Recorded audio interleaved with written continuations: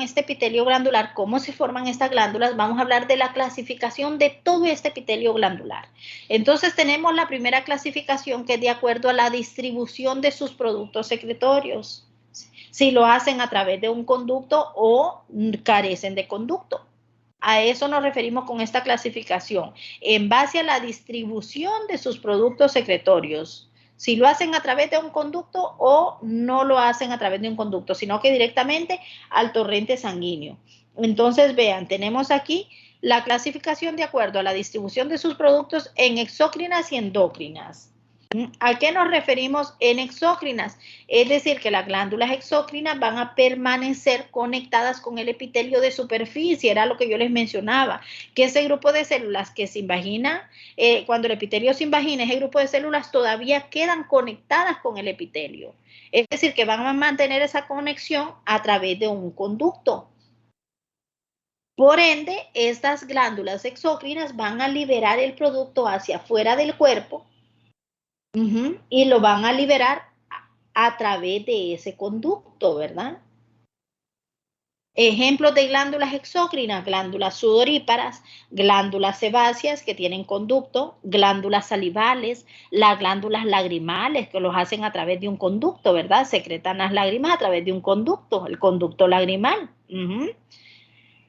¿Y las endócrinas a qué se refieren? Estas es el grupo de celulitas que se invaginó el epitelio, se fueron para abajo y perdieron ese conducto, es decir, que se desprendieron completamente del epitelio. Entonces van a perder la conexión con el epitelio origen, por lo tanto van a carecer de conducto. Van a liberar su producto directamente al torrente sanguíneo. Van a liberar ese producto directamente al torrente sanguíneo. Por ejemplo, ¿qué glándulas? La glándula pituitaria, la hipófisis, y tenemos entre otras glándulas que ya vamos a mencionar cuáles son todas las glándulas endócrinas que tenemos, ¿sí? Ahora, vamos a ver.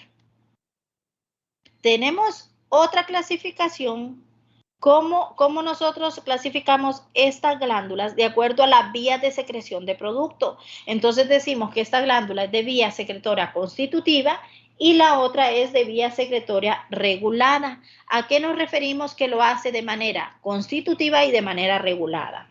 Nos referimos a constitutiva, significa que la célula de esa glándula está sintetizando moléculas, ¿verdad? Está sintetizando sustancias y esas sustancias no van a estar concentrándose ni guardándose, porque hablamos de que estas glándulas secretan sus sustancias y las acumulan, las van guardando para cuando el organismo las necesite, las liberan. Pero esta no necesita ir concentrándolas. Esta célula de estas glándulas está produciendo sus sustancias, las moléculas, y la está secretando al mismo tiempo, la está tirando, ¿sí? Por ejemplo, ¿qué cosas? Proteínas, algunos factores de crecimiento. Normalmente están secretando proteínas y la están liberando a nuestro organismo, a otras células del cuerpo que las necesitan. Y la regulada, ¿qué pasa con la regulada? Esta opera diferente. Estas son células especializadas de estas glándulas que están secretando el producto, pero necesitan una señal. Necesitan una señal para poder secretarla. Por lo general, cuando hay, por eso se llama regulada, esta es regulada. Cuando hay alguna lesión en el organismo, por ejemplo, cuando hay un déficit de insulina, ¿qué dice la hipófisis? La hipófisis le manda una señal ¿a quién? Al páncreas, que es donde se sintetiza la insulina a través de los islotes de Langerhans, que son células que tenemos en el páncreas. Entonces, estos islotes de Langerhans están secretando insulina. Pero ¿qué pasa? De una manera regulada, manteniendo un equilibrio. ¿Qué pasa cuando hay un déficit de insulina? Cuando tenemos un paciente con hipoglicemia, viene la hipófisis y le manda una señal al páncreas y le dice, hey, este paciente está con déficit de insulina, vamos, secreta que necesitamos un poquito. Entonces empieza esta glándula a secretar la insulina. Entonces a esto le llamamos vía secretoria regulada, es decir, que recibe una señal para poder secretar su producto y esta no recibe ninguna señal para secretar su producto. ¿Estamos bien hasta ahí o hay alguna pregunta? Doctora, no, solo una consulta con respecto a la secreción de a las vías secretorias constitutivas. Usted mencionó por qué medio los hacían, pero no logré captar. Perdón, ¿qué mencioné? Y sobre la vía secretoria constitutiva, usted mencionó como que la manera en la que esos expulsan, pero no logré captar qué era. No sé si me lo puede repetir, por favor. Sí, le mencioné que en esta constitutiva las células de esas glándulas están secretando su producto de manera permanente, es decir, que no necesitan una señal. Por eso se llama constitutiva, están frecuentemente secretando su producto y secretándolo al organismo. Son elementos que diariamente nosotros necesitamos. Y esta sí necesita señal. Entonces aquí hablábamos de un ejemplo, por ejemplo, las proteínas, ¿verdad? Algunas proteínas se están secretando diariamente de manera constitutiva, frecuentemente y sin necesitar señal. Y algunos factores de crecimiento también. Esta no, esta es regulada. Esta sí necesita señal y esta no necesita señal. La constitutiva no necesita señal. ¿Estamos bien? ¿Me expliqué? Sí, doctora, sí, claro, gracias. Ok, perfecto. Ok, aquí hablamos ya de las endocrinas y las exocrinas. Ahora, vamos aquí. Según el viaje de las citocinas, va a ser el efecto autócrino, parácrino y endocrino. También tenemos esta clasificación. Mire, de acuerdo a todo el viaje que lleve la citocina, ¿quién va a ser la citocina? La molécula de señalamiento. Entonces, ¿se acuerdan que ya hablamos de estas cosas? Que para que alguien reciba la señal necesitamos células de señalamiento, necesitamos quien la mande, ¿verdad? Y estas personas que la mandan son las células de señalamiento. ¿Quiénes la llevan? Los conserjes, son las moléculas de señalamiento. ¿Y quiénes la reciben? La célula blanco. Entonces, la citosina es la sustancia que está mandando la célula y la lleva la molécula de señalamiento. Y va para la célula blanco, que es la que la recibe. Por ejemplo, en el ejemplo anterior que mencionamos de la hipófisis y el páncreas, en el ejemplo de la hipoglicemia, ¿quién es la célula de señalamiento ahí?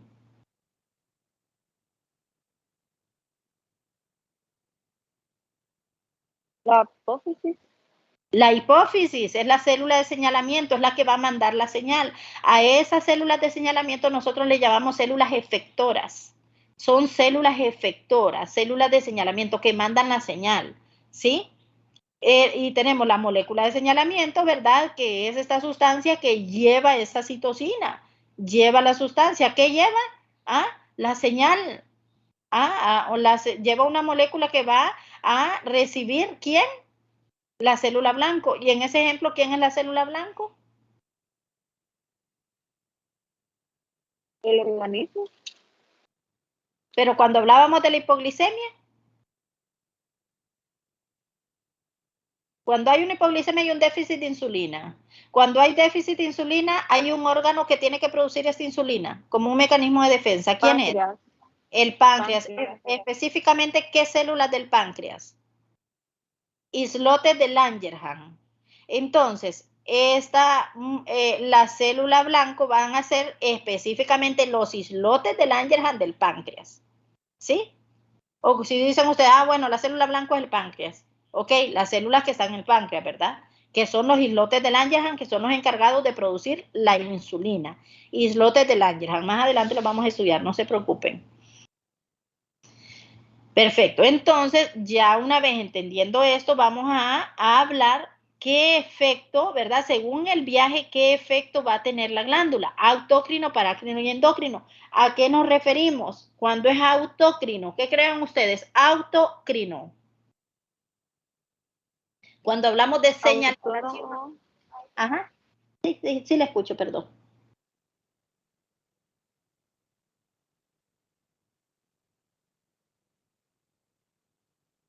¿Sí?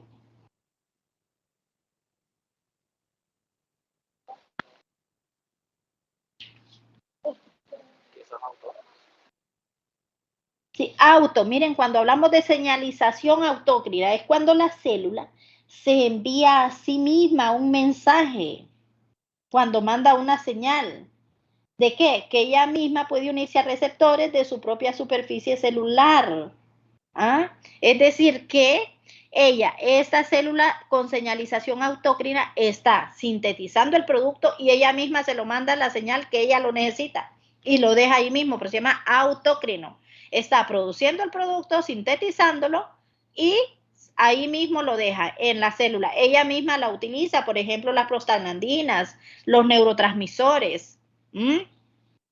Se están sintetizando, pero se quedan ahí, porque la célula los va a necesitar. Son de ella misma. Entonces, se está sintetizando el producto y ahí mismo se queda. Por eso se llama miren, autócrina. Parácrino. ¿A qué se referirá parácrino? ¿Qué significa el sufijo para?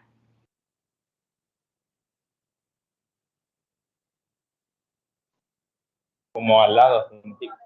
Al lado, correcto. Para es a la par. A la par. Entonces, parácrino, ¿qué va a significar? Es cuando una célula va a enviar un mensaje a otra célula cercana, al vecino.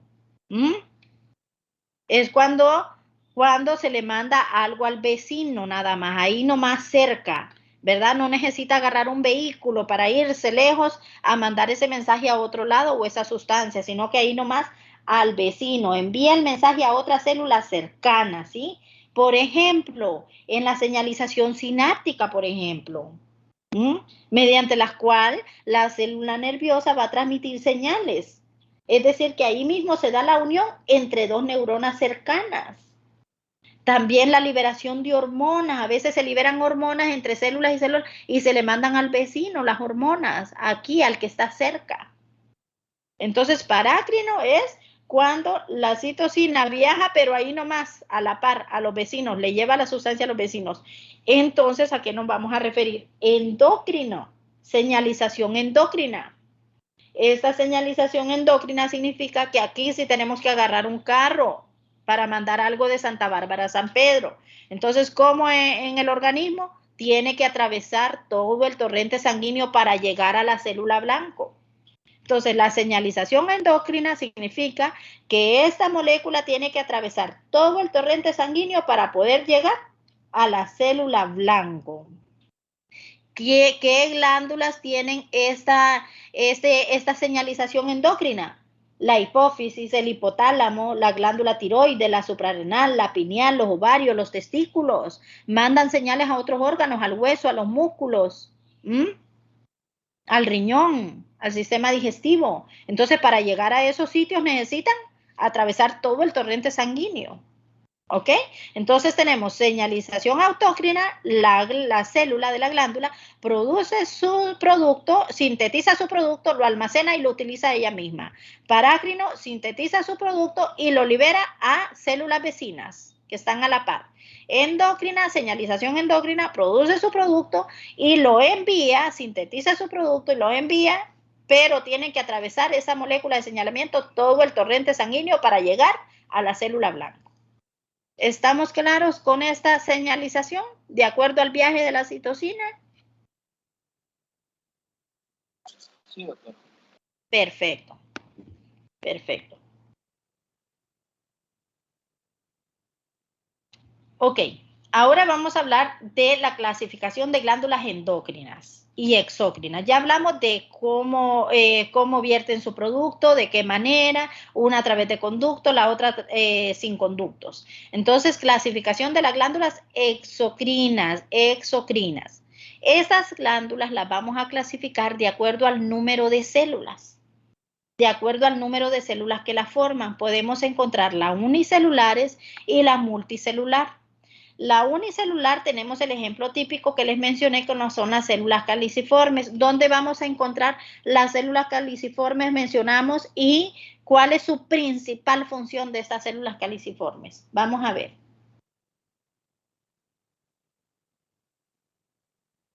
Ya lo mencionamos. Producir moco, la mucina, la proteína la mucina. ¿Cuáles son los dos sitios donde vamos a encontrar más abundante esta célula caliciforme? ¿Dónde necesitamos moco? Esa lubricación. En el intestino delgado. En vías respiratorias y en sistema digestivo. ¿Ok? Entonces vamos a encontrar una abundancia de células caliciformes a nivel de sistema respiratorio y sistema digestivo. Y su principal función es producir la proteína que se llama mucina, el moco que nosotros conocemos. ¿Ok? Producir moco. Entonces, la glándula unicelular, glándula exócrina, células caliciformes. Es una glándula exócrina. Ahora, las multicelulares. Vean, aquí tenemos estas multicelulares de acuerdo al número de las células y de acuerdo también las vamos a clasificar a la forma de estas células. Entonces, estas multicelulares a su vez se van a subdividir de acuerdo al número de células y a la forma de las células. De acuerdo al número de las células tenemos las simples y las complejas. Las simples, ¿a qué se va? ¿Qué entendemos por simple? Cuando la porción, recuerden que estas glándulas tienen una porción conductora y una porción secretora. Las exócrinas sí tienen conducto, las endocrinas no poseen conducto. Entonces, la estructura de una glándula exócrina va a tener una porción secretora y una porción conductora, que es por donde va a salir el producto que va a vertir. ¿Ok? Entonces, las podemos clasificar de acuerdo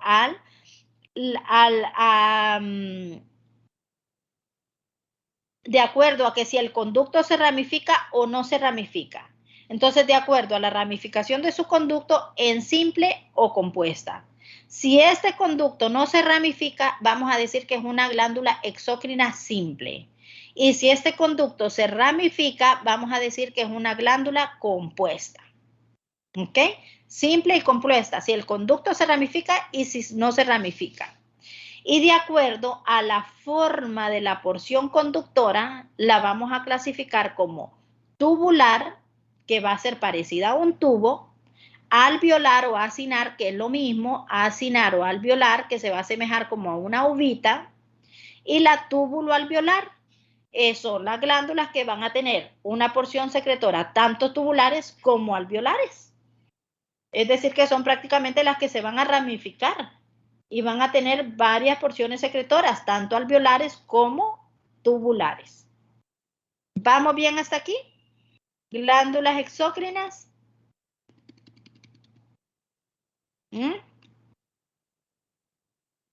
Las clasifican. Ajá, unicelulares y multicelulares, ¿ok? Unicelulares ya mencionamos la célula caliciforme, esa es la que tenemos.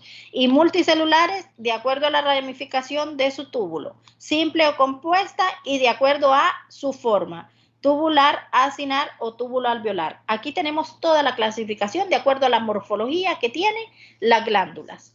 Vamos a encontrar tubulares simples ramificadas, tubulares simples enrolladas, es decir que esa parte secretora se ve enrollar, acinares simples ramificadas, tubulares compuestas, acinares compuestas y túbulo acinar compuesta. Vean qué variedad de clasificación de acuerdo a la forma que opta ese grupo de celulitas que se desprendió, ¿verdad? Que se desprendió después de que se invaginó el epitelio. Entonces, vean, aquí tenemos, miren, aquí tenemos la tubular simple, un formo de túbulo, una única, ¿verdad? Un túbulo nada más, un conducto. La tubular simple ramificada, miren, ese conducto se ramificó, ¿sí? Ese conducto se empezó a ramificar aquí en la porción secretora. Tubular simple enrollada, un solo conducto, pero se enrolló, miren, se enrolló. Acinar simple, forma de acino, una forma como ovalada, como una uvita o alveolar, que es lo mismo, en forma de alveolo. Acinar simple ramificada, se empezó a ramificar. Tubular compuesta, varios túbulos se ramificaron, otro túbulo se ramificó y otro túbulo se ramificó. Acinar compuesta, forma de acino. Túbulos ramificados en forma de acino. Y la túbulo acinar compuesta vamos a tener aquí formas de acinos y formas de túbulos. Formas de acinos en la parte secretora y formas de túbulos. ¿Estamos bien con esta clasificación? Doctora, todas son simples, ¿verdad? No, hay compuestas. Este es simple, este es compuesta. Mire aquí solo tenemos un túbulo. ¿Ve un conducto? este conducto? ¿Sí?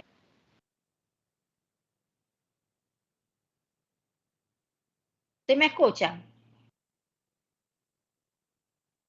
Sí, doctora. Ok, aquí tenemos un conducto, ¿verdad? En la simple. Miren en la compuesta, un conducto, dos conductos, tres conductos. ¿Estamos bien? Estas de arriba son simples. Estas todas son simples. Estas son compuestas. ¿Estamos bien? Nada más que de acuerdo a la forma que optaron. Esta tiene forma tubular, esta tiene forma acinar y esta tiene de las dos, túbulo acinar. Estas de arriba son simples y estas son compuestas. ¿Estamos bien? No todas son simples. Tenemos simples y tenemos compuestas.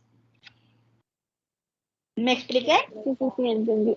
Sí, sí, sí, entendido, doctora, gracias. Ok, ok. Perfecto. Aquí les dejo otro esquema de las simples y de las compuestas, ¿ok? Saber que toda glándula va a tener una cápsula, va a estar rodeada por una cápsula, ¿verdad? Va a tener su túbulo, su conducto, el septo, el espacio por donde va a estar la sustancia o molécula que se está sintetizando y va a poseer lóbulos también. ¿Ok? Por ejemplo, aquí tenemos glándula salival, a la parte secretora nosotros le llamamos salivón y va a poseer un conducto que es el conducto estriado de la glándula. El conducto que es por donde se va a vertir su producto. ¿Ok? También las podemos encontrar grandes y pequeñas. Las pequeñas van a tener lobulillos y las grandes van a tener lóbulos. Es decir, que pueden tener lobulillos, lóbulos y lobulillos. ¿Ok? Aquí tenemos otra clasificación de las glándulas exócrinas. Miren, según el mecanismo para liberar sus productos secretorios, ¿cómo lo liberan? ¿Sí? Según qué mecanismo utilizan para liberarlo. Entonces tenemos las glándulas con mecanismo merocrino, las apócrinas y las holócrinas. ¿A qué nos referimos con el mecanismo merocrino?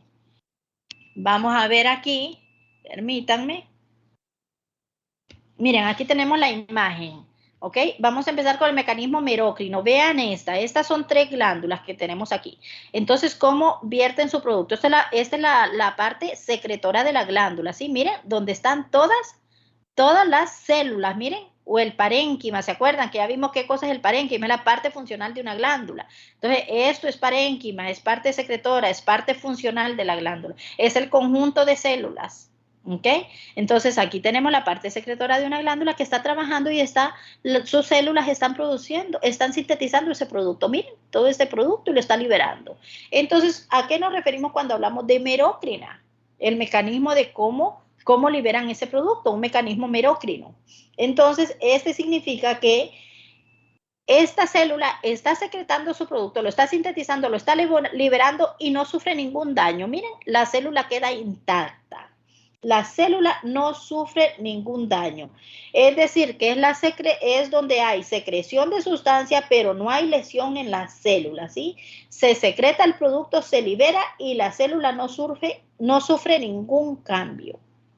Ejemplo de esto, la glándula salival. ¿Qué secreta la glándula salival?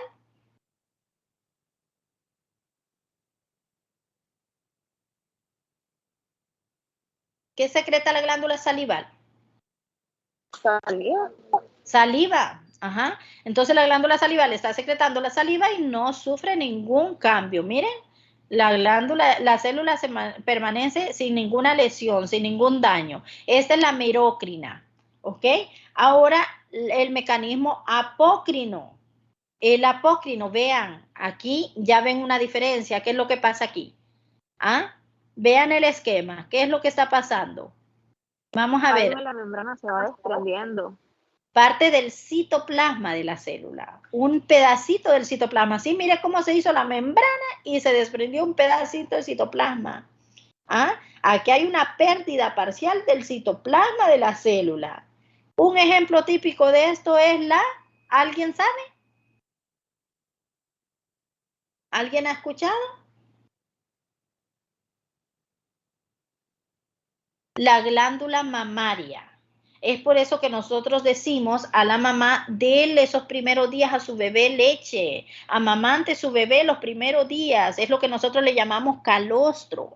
Ay, dice la mamá que, que me sale bien espeso y el bebé no se llena, no importa, póngaselo. Ay, es que mucho me duele, sí duele porque se está desprendiendo un poquito el citoplasma de las células, es doloroso, a veces hasta sangran algunas mamás. ¿Ah? El pezón se les inflama y sangran porque el bebé quiere que salga más y sale espesa, cuesta que salga, pero le está dando pura proteína viva a su bebé. Aquí van todos los nutrientes de la mamá, todas las vitaminas que la mamá se estuvo tomando durante el embarazo. Es por eso que nosotros hacemos énfasis y le decimos a las mamás, denle en esos primeros días, amamante a su bebé, aunque no le salga. No importa, vamos, aunque no le salga. Entonces, ese es el famoso calostro, miren, donde se desprende un pedacito de citoplasma de la célula. Entonces, esta glándula mamaria, ¿verdad? Tiene un mecanismo apócrino. Ahora, ¿a qué se refiere el holócrino? Miren, miren la imagen, ¿qué pasa con el holócrino? ¿Qué está pasando aquí?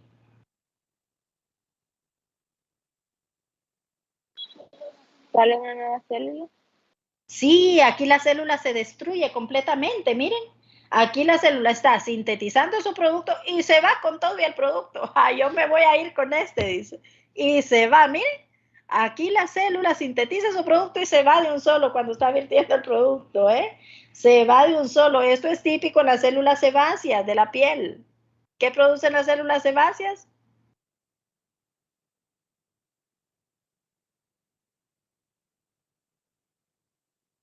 Como su nombre lo... Cabello, doctora. ¿Ah? ¿Cómo?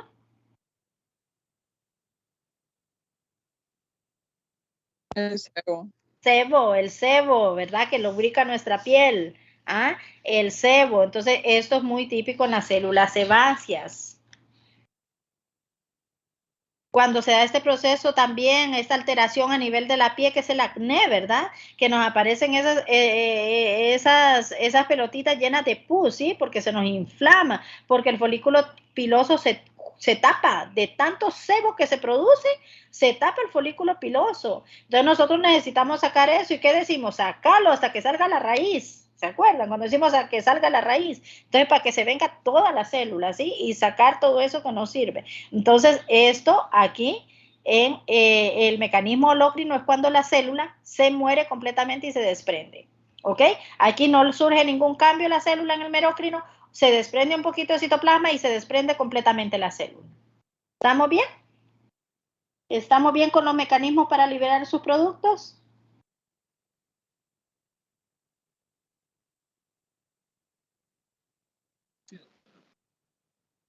Perfecto. Perfecto. Ahora aquí les dejo otra imagen, miren. Ahora vamos a clasificarlas según la naturaleza de la secreción. Estas glándulas pueden liberar productos mucosos, productos serosos y productos seromucosos. Productos mucosos, ¿verdad? Que van a ser, por ejemplo, productos mucosos como la mucina, que ya la conocemos,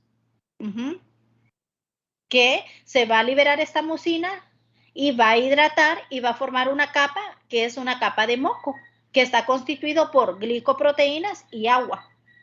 Ese es el moco, miren, glicoproteínas y agua. Específicamente, ¿quiénes lo producen? Las células de Glovet. Me dicen, ¿cuáles son las células de Glovet? Las mismas caliciformes.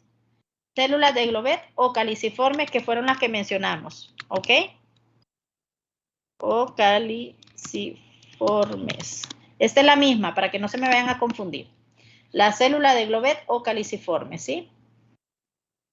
Y las serosas, ¿qué van a sintetizar? ¿Cuáles son las glándulas que sintetizan? ¿Cuáles son las sustancias serosas? Las proteínas, enzimas digestivas, por ejemplo. Proteínas y enzimas digestivas que las liberan específicamente las células principales que encontramos a nivel del estómago. Y tenemos glándulas que liberan secreciones seromucosas. Seromucosas, por lo general las mixtas que nosotros le llamamos, ¿verdad? Que tienen una porción exocrina y una porción endocrina. Entonces, las seromucosas son las que secretan tanto sustancias serosas como mucosas, las dos. ¿Estamos bien ahí? ¿Hay alguna pregunta?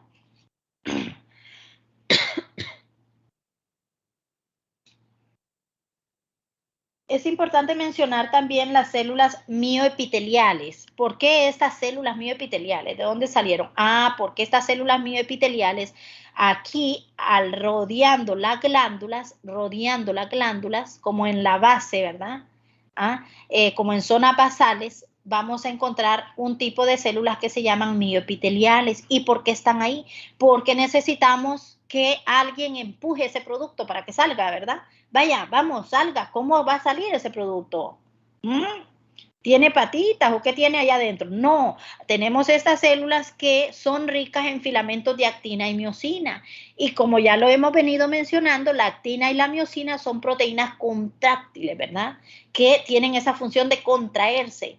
Entonces, ¿qué pasa? Estas células se encargan de contraer esa área a nivel de ese tubo, ¿verdad? De ese conducto que tenemos en la glándula, de contraerlo, ¿para qué? Para empujar, para producir una propulsión de ese producto secretorio y que salga. ¿Ok? Entonces, por eso es importante mencionar que aquí tenemos también células mioepiteliales que están como en las zonas basales de las glándulas.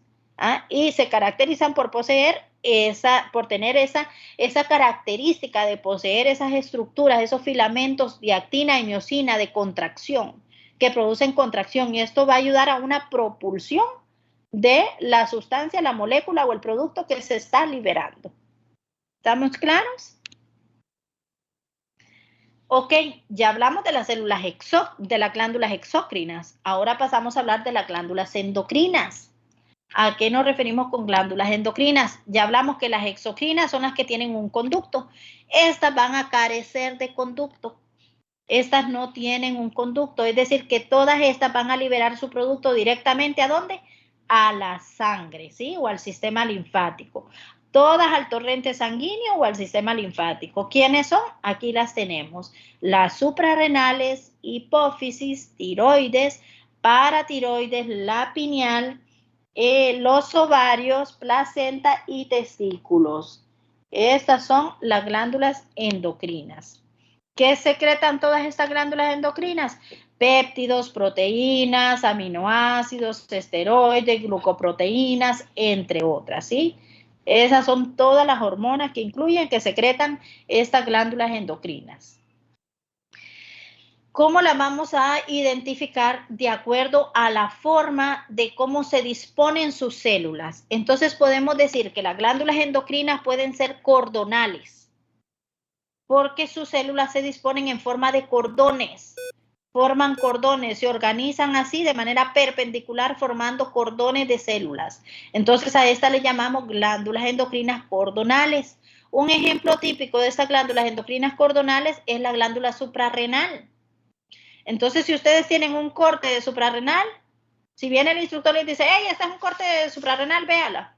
Y después le dice, ¿qué glándula es esa? Ya sabemos que la glándula suprarrenal se dispone en forma de cordones. Entonces una glándula endocrina, le dice rápido usted, la glándula suprarrenal es una glándula endocrina, porque se dispone en forma de cordones. En forma de folículos, ya lo hemos venido mencionando, los folículos tiroideos. Esto rosadito que ustedes ven aquí es coloide. Coloide, que es la sustancia que está en los folículos tiroideos, que es una sustancia gelatinosa. Y rodeando al folículo tenemos el epitelio cúbico simple. ¿Se acuerdan que lo encontrábamos en la glándula tiroides? En toda la glándula, ¿sí? Epitelio cúbico simple, epitelio cúbico simple. Entonces, esta glándula tiroidea se dispone en folículos. Entonces, vamos a clasificarla como una glándula folicular y esta como una glándula cordonal. ¿Cómo le llamamos también a la glándula suprarrenal? Glándula cordonal. De acuerdo a la forma como se disponen sus células, como glándula cordonal. Y a la glándula tiroides, de acuerdo a cómo se disponen sus células, glándula folicular, formando folículos, formando estructuras redonditas, miren, folículos. Entonces sabemos que es glándula folicular. Y si esta es tiroides y es una glándula folicular, ¿qué glándula es? Una glándula endocrina, no es exocrina, es endocrina. ¿Estamos bien? También vamos a encontrar en forma de acinos, que es un grupo de celulitas que van a formar una estructura redonda, un cúmulo. Le llamamos acino, se acinan. Hay un hacinamiento de células. Entonces le llamamos en forma de acinos, ¿verdad? Específicamente acinos pancreáticos. En el páncreas vamos a encontrar esta parte endocrina en forma de acinos pancreáticos y de islotes de Langerhans. Acinos y islotes, que van a ser cúmulos de células en forma de cúmulos. En forma de cúmulos van a ser los islotes. Aquí tenemos estas glándulas mixtas. Miren que estas tienen una parte endocrina y una parte exócrina, es decir, que poseen células que liberan sustancias exócrinas y células que liberan sustancias endócrinas de manera endocrina. Entonces, en páncreas, por ejemplo, tenemos los acinos pancreáticos y los islotes de Langerhans. Los acinos pancreáticos es una parte exócrina del páncreas y los islotes que forman cúmulos se unen, se hacinan así, forman cúmulos. Bueno, en realidad lo voy a confundir al decir se hacinan, sino que vamos a decir forman cúmulos. Al formar cúmulos, ¿verdad? Van a formar la parte endocrina del páncreas. Y al hacinarse, al formar acinos, la parte exócrina. ¿Por qué se los digo así? Para que les sea fácil. Al mencionar miren, acino se relaciona con ex. Entonces, cuando ustedes les digan, ¿ahí qué está viendo? Estoy viendo acinos pancreáticos. ¿Qué parte del páncreas es? ¿La parte endocrina o la exócrina? Es la exócrina. Acino exócrina. Y islotes endocrina, islotes de Langerhans, que son los dos tipos de células que van a encontrar a nivel del páncreas. Acinos pancreáticos, islotes de Langerhans. Los acinos pancreáticos es la parte exócrina del páncreas y los islotes es la parte endocrina. Acinos exo, islotes la otra, endocrina. ¿Ok? Igual los ovarios, ¿verdad? Los ovarios, ¿por qué se considera mixta? Porque estos secretan hormonas, ¿sí? Hormonas, y estas hormonas van a formar parte de la parte endocrina. Van a ser expulsados de manera endocrina las hormonas. ¿Y qué más secreta ahí? ¿Qué más secreta? Vamos a ver el ovario. ¿Óvulo? El óvulo va a ser liberado de manera exócrina, va a ser la parte exócrina en el ovario, ¿sí? Y las hormonas endócrinas. Igual el testículo, en el testículo también es mixta, ¿por qué? Porque también secreta hormonas, como cuál, por ejemplo, ¿qué hormonas se secreta en el testículo? La principal.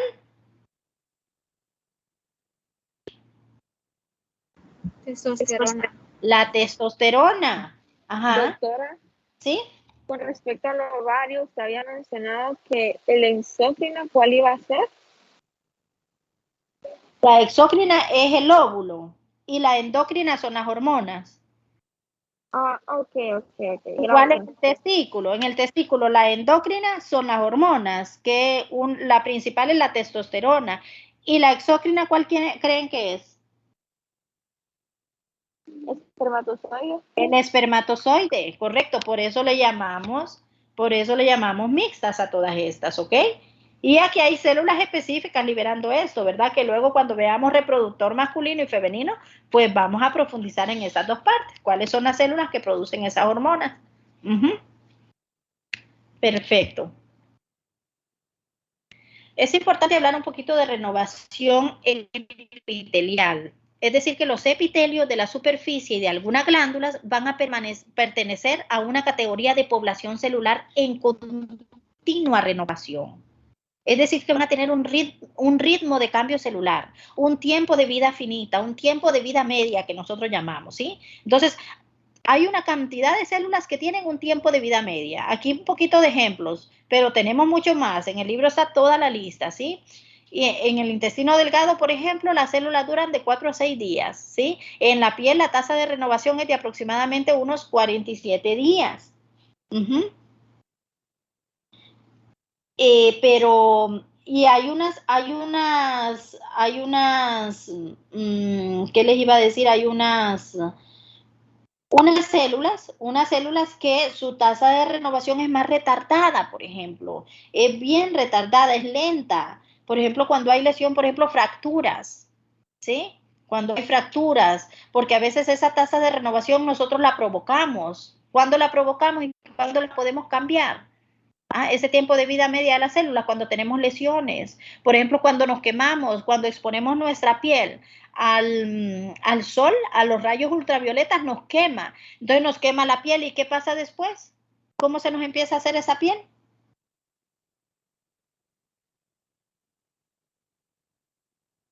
Se nos empieza a descamar, ¿verdad? Se nos empieza a descamar. Entonces, también hay factores que adelantan este tiempo de vida media de la célula, ¿verdad? Como esos que yo les mencioné, ¿sí? Las fracturas, lesiones en la piel, la exposición a los rayos ultravioletas, etcétera. ¿Ok? Pero sí, cada una tiene su tiempo de vida media normal. Miren, aquí les tengo un ejemplo cuando se empiezan a lesionar. ¿Qué pasa cuando se lesionan, por ejemplo, las células del epitelio? Este es un epitelio normal. Era por eso que yo les mencionaba que qué importancia tiene, ¿verdad?, el conocer nosotros lo normal para después poder observar lo patológico. Entonces estoy observando un epitelio normal, pero de repente aquí ya veo células extrañas con una morfología completamente diferente a la normal de este epitelio que yo estoy observando. Entonces aquí cuando empiezan estas células a reproducirse, porque estas células son buenas para reproducirse, ¿verdad? Estas células patológicas, cuando hay alguna alteración a nivel de nuestro organismo, entonces son bárbaras para reproducir millones y millones en un ratito. Entonces empieza a ¿qué? A elevarse esta piel, que cuando nosotros tocamos un bultito muchas veces, ¿verdad?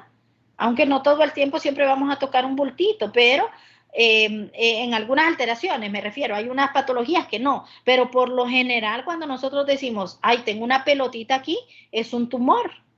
Es porque estas células extrañas empezaron a reproducirse demasiado y formaron un gran cúmulo. ¿Qué pasa aquí? Estas células empiezan ¿a qué? A salirse del epitelio. Se salen del epitelio para aquí, para lugares vecinos. Que entonces se produce una intravasación. Después, una vez que viene la intravasación, ¿verdad? Es decir, que entran al torrente sanguíneo, hay tantas células que no se quedaron solo en tejidos vecinos, sino que se fueron al torrente sanguíneo. Al extravasar el torrente sanguíneo, salir del torrente y entrar a otros órganos, es lo que nosotros le llamamos la extravasación. Es decir, que estas células van a salir del torrente sanguíneo y se van a ir a los diferentes órganos. Y ya cuando está en todos los diferentes órganos es cuando nosotros hablamos de diseminación. Se diseminó el cáncer. Se produjo una metástasis. Es decir, que se diseminó, se fue para todos los órganos. Y ahí es cuando empezamos a ver dónde está la lesión del órgano primario. ¿Cuál es el órgano primario que se lesionó? ¿Sí? El cáncer primario que nosotros hablamos, el tumor primario que nosotros hablamos. Entonces, así es de esa manera, miren cómo se empieza a lesionar las células y a invadir de células malas. Y las buenas empiezan a morir, porque estas adquieren una fuerza tan potente que empiezan a morir las buenas y empiezan a reproducirse, tanto que llegan al torrente sanguíneo, atraviesan todo el torrente sanguíneo y llegan a lesionarnos todos los otros órganos. Es por eso que hay un momento que es muy difícil ya detener. Es muy difícil para el personal de salud detener ya esta diseminación tan exagerada. Perfecto, aquí les dejo unas aplicaciones clínicas para que lo lean, les dejo lo del acné, mire cómo estas células cebadas empiezan a producir tanto sebo exagerado. Por lo general esto se da en la pubertad, ¿verdad? En la pubertad, cuando hay un cambio hormonal, ¿sí? Que decimos, ay, no, ¿cómo andan las hormonas? Claro, se liberan tantas hormonas, hay un trastorno hormonal en esa etapa. Entonces se liberan tantas hormonas y hay una liberación de esta hormona que le da la señalización a las células cebadas, miren, aquí en la glándula, entonces les empieza a decir, las células cebadas que están en la glándula sudorípara, en las glándulas de la piel, entonces le empieza a decir, producir. Y no se necesita que produzca tanto si estamos bien, pero como hay un trastorno hormonal, entonces produjo tanto sebo que, miren, obstruyó aquí, miren, obstruyó el folículo piloso y ya no siguió liberándose de manera normal este sebo, se acumuló. Entonces empieza a formar esta papulita grande, miren, cualquier cantidad de sebo acumulado, miren, cualquier cantidad de sebo. Y ahora para ello pues hay muchos tratamientos, ¿verdad? Pero esto es lo que sucede con el acné en esa etapa donde hay un trastorno hormonal. Por lo general, en la adolescencia hay personas que después de ello también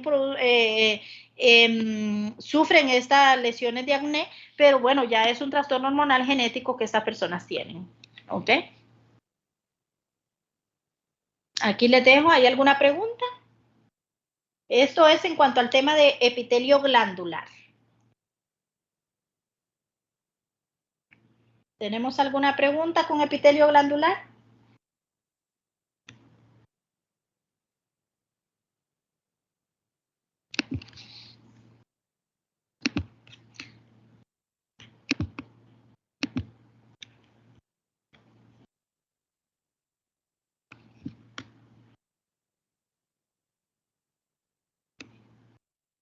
Perfecto. Si no hay ninguna pregunta con epitelio glandular, vamos a pasar a tejido conjuntivo. Ya terminamos con la clase de epitelio, ¿ok? Tejido epitelial de revestimiento y epitelio glandular. Ya vimos cada una de sus clasificaciones. Ahora que ya revisamos el epitelio, pasamos al otro tejido que está justo debajo del epitelio. El que venimos mencionando, que les digo, bueno, este no es epitelio, este es tejido conjuntivo, no se vayan a confundir. Entonces, justo debajo del epitelio sigue la membrana basal. La membrana basal donde está sostenido el epitelio, donde descansa el epitelio. Pero esa membrana basal viene siendo parte del tejido conectivo como tal, porque está formada por fibras, por sustancia fundamental amorfa, ¿verdad? Por proteoglucanos, por glucosaminoglicanos. Entonces, vamos a pasar a definir qué cosa es el tejido conjuntivo. Miren, el tejido conjuntivo, como su nombre lo indica, representa un continuo con el tejido epitelial, con el tejido muscular, con el tejido nervioso. Es el que conecta estos tres tejidos, ¿se acuerdan? Es decir, que conforma un conjunto heterogéneo de tejidos orgánicos que comparten un origen común, además de otros componentes de los tejidos conjuntivos, ¿verdad? Entonces, ¿qué cosa va a ser el tejido conectivo? Es decir, que va a ser un tejido completamente diferente al tejido epitelial. Yo les mencioné en la clase de tejido epitelial. Si ustedes conocen las características del tejido epitelial, se van a saber las de tejido conectivo porque es completamente diferente. Es todo lo opuesto. Vamos a ver, ¿quién me habla del tejido conectivo? Partiendo de que ya conocen las características del tejido epitelial. El tejido conectivo, perdón, sí, conjuntivo, no tiene vasos ni nervios. Correcto, carece de vasos y nervios. ¿Qué más?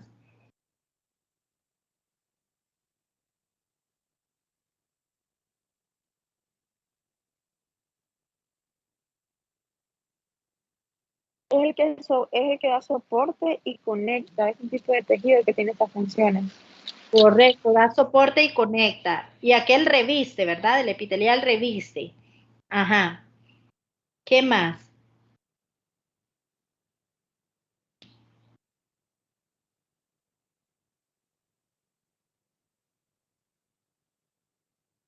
¿Qué más? Vamos, ¿qué más? Hablamos muchas cosas del tejido epitelial.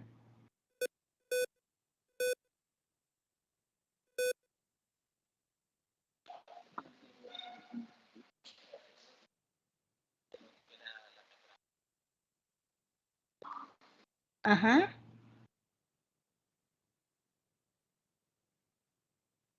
¿Escuchó, doctora? No, fíjese, usted escuchó. Dale otra vez. Yo le No, escuché pero de lejos. es que soy con un compañero, con Jona. Entonces, Ah, ok. sí, apúrate.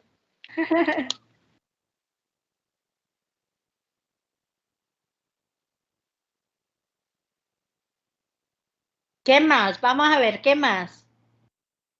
¿Me escuchas?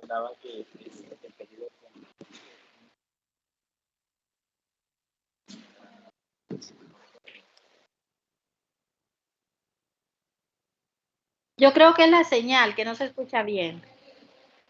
¿Me escucha ahora? Ahora sí, correcto. Ujú. Es que mencionaba que el tejido conjuntivo era el que nutre al tejido epitelial a través de lo que era la membrana basal, si mal no recuerdo. Correcto, es el que nutre al tejido epitelial porque el tejido epitelial carece de vasos y nervios. Entonces ustedes dicen, bueno, ¿y entonces cómo se alimenta el tejido epitelial? A través del tejido conectivo. ¿Por medio del tejido conectivo? ¿A través de quién? De la membrana, como usted lo mencionó. Correcto. ¿Qué más?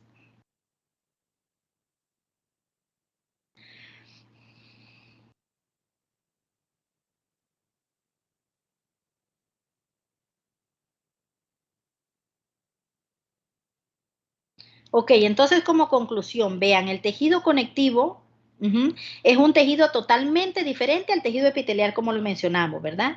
En este tejido conectivo las células van a estar separadas. Recuerdan que en el tejido epitelial estaban muy unidas, estrechamente unidas, ¿sí? Acuñadas unas con otras. Aquí no, aquí van a estar separadas. Las células van a estar separadas. El tejido conectivo es la estructura que tiene mayor extensión en sustancia extracelular. Es el tejido que más sustancia extracelular va a tener de todos los tejidos del organismo. Recuerden que en el epitelial teníamos poquita sustancia extracelular. Sí hay, ¿verdad? Hay sustancia que está entre una célula y otra, pero es poquita. La que más vamos a encontrar, la más extensa, va a ser a nivel de tejido conjuntivo, perdón.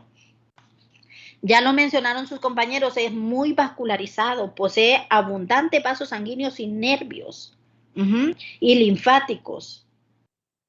El tejido conectivo no está en la superficie. ¿Se acuerdan que hablábamos que el tejido epitelial lo encontramos en la superficie, revistiendo, ¿sí? El tejido conectivo no está en la superficie, está más profundo. En el tejido epitelial hablábamos de un grupo de células con una misma función, ¿se acuerdan? Con una misma función. En el tejido conectivo vamos a encontrar un grupo de células, pero con nombres y con funciones y formas diferentes. Nombres, funciones y formas diferentes. Vamos a encontrar varias células, pero con funciones, nombres y formas diferentes. En el tejido conjuntivo vamos a tener más matriz extracelular que células. Más matriz que células. En el tejido epitelial tenemos más células que matriz, ¿se acuerdan? Más células que matriz. En el tejido conectivo, más matriz, menos células. Vamos a tener un grupo de células con nombres diferentes, como se los mencioné, con funciones diferentes, con formas diferentes en tejido conectivo. En tejido epitelial, un solo grupo de células con la misma función. ¿Qué más? Ya hablamos que el tejido conectivo es el más extenso, ¿verdad? De todos los otros tejidos básicos.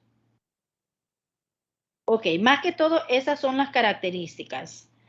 Se caracteriza por tener una mayor cantidad de matriz, ya lo mencionamos, y que es muy vascularizado. Perfecto. El origen se origina a partir de la capa germinativa media. ¿Se acuerdan que lo mencionamos cuando el origen de los tejidos? El tejido conectivo conjuntivo se origina a partir del mesodermo, ¿sí? A partir de células multipotenciales del embrión que forman lo que es el mesénquima embrionario, ¿sí? Entonces, estas van a migrar ¿a dónde? Hacia todo el cuerpo y van a formar esos tejidos conjuntivos, incluyendo lo que es hueso, cartílago, tendones, las cápsulas, células sanguíneas, hematopoyéticas, células linfoides. Es decir, que todos estos son tejidos conjuntivos. Miren, el hueso es un tejido conjuntivo. Las células, el tejido sanguíneo, las células, la sangre es un tejido, es un tejido móvil, solo que estos son tejidos conjuntivos especializados, pero todos estos también son tejidos conjuntivos. Ya vamos a ver la clasificación para que ustedes se ubiquen, ¿ok? Bueno, aquí están las características que yo creo que ya lo mencionamos. Estas son las mismas características que ya lo mencionamos del tejido conjuntivo. Las funciones proporcionan soporte estructural. Los tejidos epiteliales y musculares están asociados al tejido conectivo, que les sirve de soporte y unión. Ya lo mencionamos, ¿verdad? Que da soporte. Sirve como un medio de intercambio, claro, porque está conectando, ¿verdad? Está conectando los otros tejidos. Entonces, a través de él se transportan todas estas sustancias nutritivas, a través de capilares sanguíneos, por ejemplo. ¿Qué tejido conectivo participa en el transporte de estas sustancias? El sanguíneo, porque es el que se mueve, es el líquido que se mueve. Entonces, este nos sirve también como un medio de intercambio. Contribuye a la defensa y protección del cuerpo, claro, porque ahí tenemos células con capacidad fagocitaria. ¿Cuáles eran las células con capacidad fagocitaria? Con mayor capacidad fagocitaria. ¿Cuáles son? Ya los mencionamos en las clases anteriores.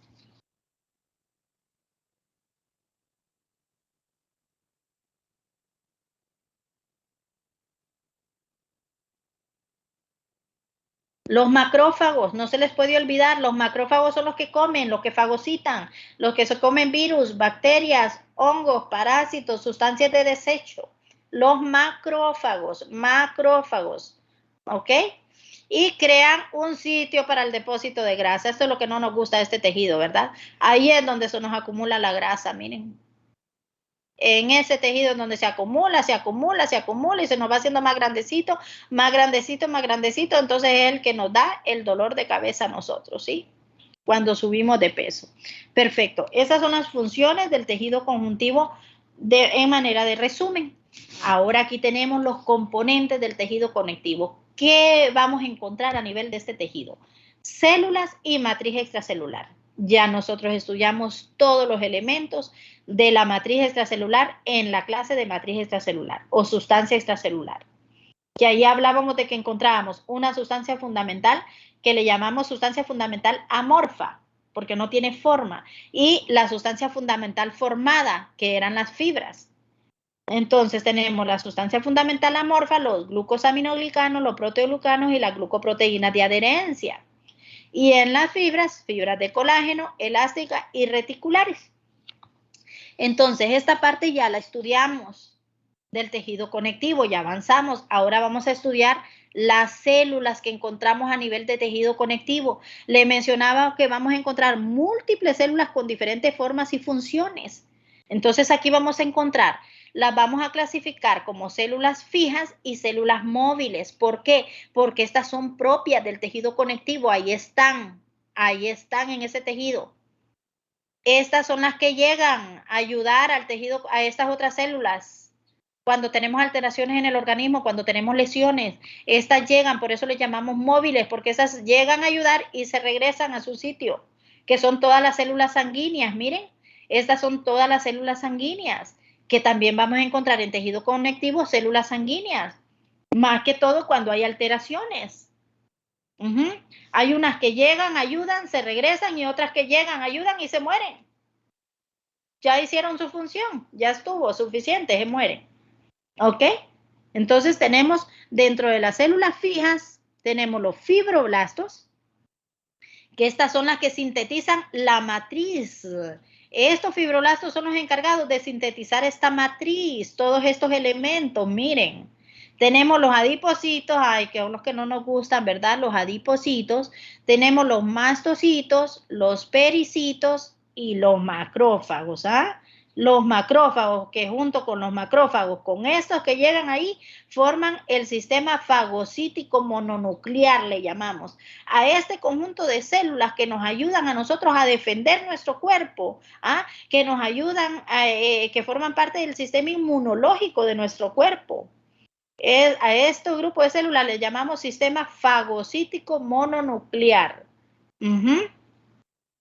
Entonces, y aquí tenemos dentro de las libres los neutrófilos, eosinófilos, basófilos, linfocitos, monocitos y plasmocitos. Estas células en el seminario de tejido sanguíneo, sus compañeros les van a explicar las características de estas. Las vamos a ver, pero de manera superficial. ¿Por qué? Porque tenemos un tema para estas células. Entonces no nos vamos a adelantar. ¿Ok? ¿Estamos claros en los componentes del tejido conjuntivo? ¿Hay alguna consulta hasta el momento de todo lo que hemos hablado? Para pasar a lo siguiente. Por mi parte, no. Perfecto. Entonces pasamos, aquí tenemos todos los componentes, todo lo que es la matriz extracelular y las diferentes células que vamos a encontrar en tejido conectivo. Y la matriz extracelular con sus fibras, colágenos reticulares, elásticas, proteoglucanos, glucosaminoglucanos, proteínas de adherencia y todas las células fijas y móviles, fibroblastos, macrófagos y todas las móviles que son las sanguíneas, eritrocitos, monocitos, linfocitos, etcétera, eosinófilos, basófilos. Ok, aquí les dejo matriz extracelular de nuevo, ya lo vimos. Ahí les dejo también. Ya vimos esta parte. Aquí tenemos las móviles y las fijas, que ya lo hablamos también. Miren, aquí se los dejo también. En resumen. Ok, ahora vamos a hablar un poquito las características de cada una de ellas. Los fibroblastos, vean, los fibroblastos van a ser las células más abundantes del tejido conjuntivo, jóvenes. Las más abundantes del tejido conectivo. Son las encargadas, como ya se los mencioné, de sintetizar matriz extracelular. Son las que sintetizan la matriz. Derivan de células mesenquimatosas. Estas son como las células madres del tejido, las células mesenquimatosas. A partir de ese tejido mesenquimatoso es donde se empieza a formar todas las otras células. ¿Sí?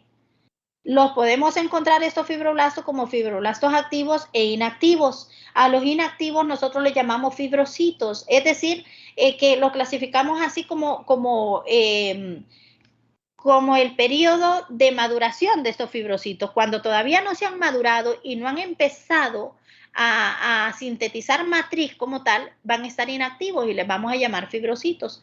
Ya cuando este fibrocito se madura y empieza a sintetizar matriz, ya no se llama fibrocito, ya se llama un fibroblasto activo. Fibroblasto activo. No le llamamos fibrocito, sino que fibroblasto. Estos casi no sufren mucha división celular. Vienen de allá, directamente de allá.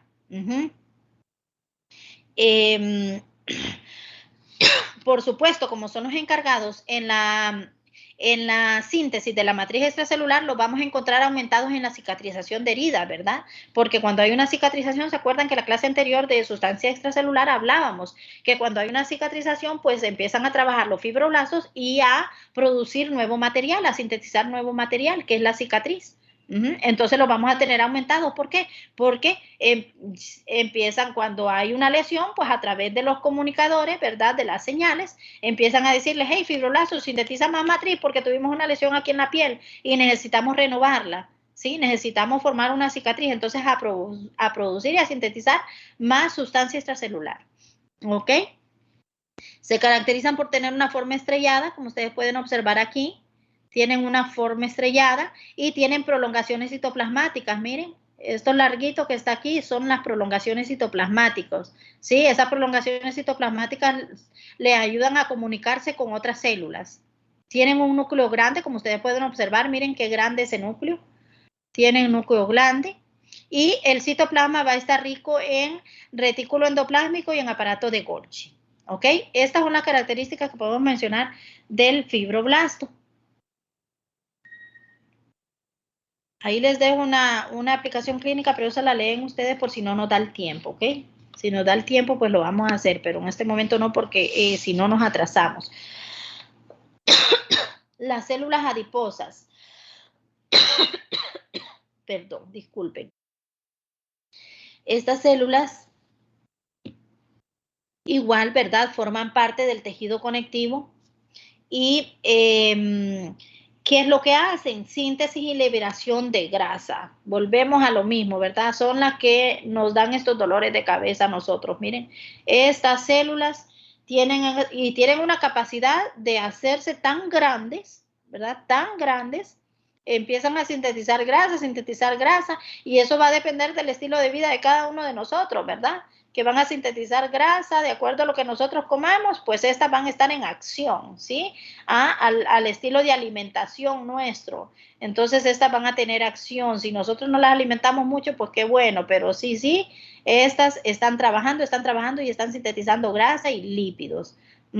También derivan de las células mesenquimatosas. Se diferencian, ¿verdad? Estas sí se diferencian, ¿sí? No se dividen, pero sí se hacen grandes hasta hasta de 7 a 10 veces más que el tamaño normal. Van a crecer, es decir, que tienen esa característica de crecer estas células, estos adipocitos. Y pueden estar aislados o pueden acumularse, ¿verdad? Y forman grupos de células conocidos como el tejido adiposo, forman lo que es el tejido adiposo.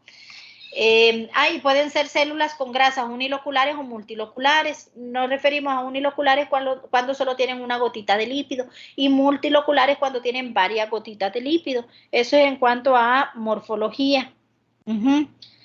¿Qué más?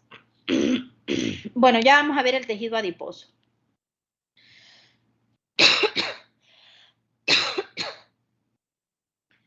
Perdón. Tenemos los pericitos. Estos pericitos se les denomina células de Roget o células murales. Estos también van a derivar de las células mesenquimatosas y van a estar rodeando células endoteliales de los capilares y de las vénulas. Es decir, que estos pericitos específicamente los vamos a encontrar en los vasos sanguíneos, ¿sí? Y van a estar rodeando lo que es ese epitelio, ¿verdad? Las paredes de los capilares y de las vénulas pequeñas. Van a residir fuera del compartimento del tejido conjuntivo y van a poseer una lámina basal propia. Tienen características, miren, de las células musculares lisas, es decir, que van a tener un poquito de contracción, ¿sí? Van a tener contracción. Miren, claro que sí, miren, porque poseen actina, miosina y tropomiosina. Es decir, que estos pericitos los vamos a encontrar específicamente en células, rodeando las paredes de células endoteliales, de capilares y vénulas pequeñas específicamente. Y tienen una función de contracción, ya que poseen actina, miosina y tropomiosina, que son las proteínas contráctiles. ¿Ok? Entonces, estas son las características del pericito. Las células cebadas. Estas células cebadas son las más grandes de las fijas. Estamos hablando de las células fijas, ¿verdad? Entonces, las células cebadas son las más grandes de las células fijas. Van a tener una forma ovoide, un núcleo central. Y estas se van a encargar de intervenir en lo que es la mediación de procesos inflamatorios y en reacciones alérgicas, de hipersensibilidad, cuando hay alergias y cuando hay procesos inflamatorios, estas células cebadas se van a activar. ¿Y de dónde van a venir estas células cebadas? De los precursores de la médula ósea. En la médula ósea, ¿qué células son las que se producen? Vamos a ver si alguien sabe. No sé. ¿Ah? ¿Alguien sabe? ¿Alguien sabe dónde está la médula ósea?